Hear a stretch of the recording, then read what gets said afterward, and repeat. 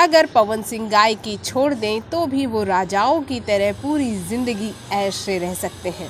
जी हाँ, हम सही कह रहे हैं।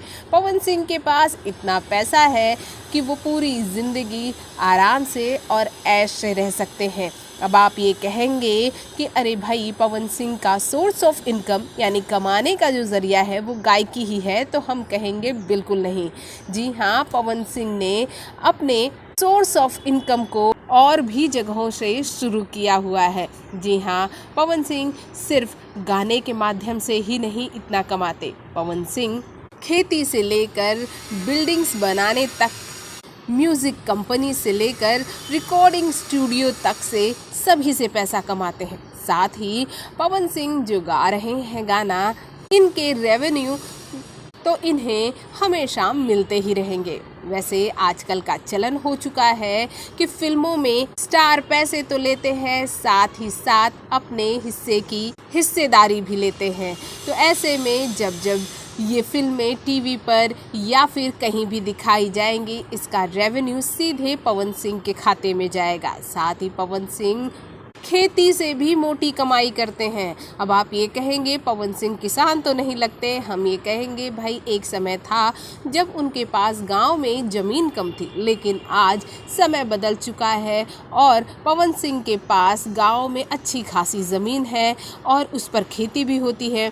ऑर्गेनिक खेती तो आपने सुना ही होगा, वही सब कुछ पवन सिंह के खेतों में भी होता है और इससे भी पवन सिंह की मोटी कमाई होती है। साथ ही साथ पवन सिंह के काफ़ी फ्रेंड हैं जो रियल एस्टेट के बिज़नेस से जुड़े हैं, यानी कि बड़ी बड़ी बिल्डिंग्स, मॉल्स, ये सब बनाने में। तो ऐसे में पवन सिंह ने भी अपना पैसा उस पर लगाया हुआ है, जिससे उन्हें अच्छी खासी और मोटी कमाई वहाँ से होती है। साथ ही साथ पवन सिंह का रिकॉर्डिंग स्टूडियो भी है, ये तो आप सभी जानते हैं। वहाँ से भी पवन सिंह की अच्छी खासी कमाई हो जाती है। और रही सही कसर, भाई साल में वो 4 से 5 जो स्टेज शो करते हैं वो पूरा कर देता है। पवन सिंह अपने एक स्टेज शो करने का चार्ज 10 से 12 लाख रुपए करते हैं। हाँ, सिर्फ ये पवन सिंह का चार्ज है, उनकी टीम का और उनके साथ आए हुए ऑर्केस्ट्रा की डांसरों का अलग से चार्ज होता है। ये सिर्फ आप अगर पवन सिंह को बुलाएंगे तो उसका चार्ज है। इसमें उनके होटल का खर्चा, उनके स्टाफ का खर्चा कुछ भी इंक्लूड नहीं है। अगर ये सब आप इंक्लूड करते हैं तो भाई ये खर्चा 20 से 25 लाख तो पहुंच ही जाता है।